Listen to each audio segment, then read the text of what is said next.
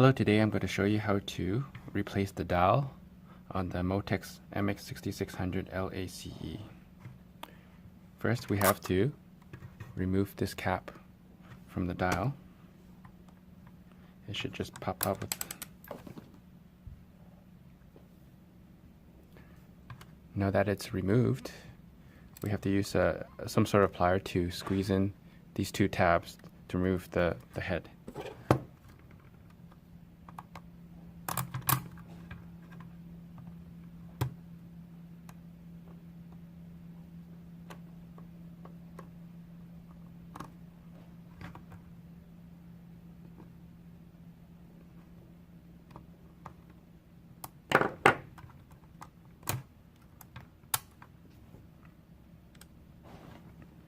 And now we do the same with the indicator piece.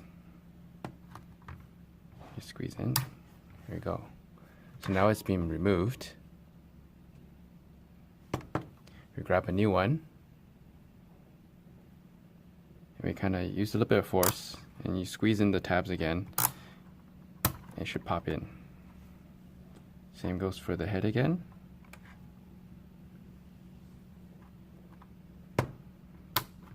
And then the cap. And we're ready to go.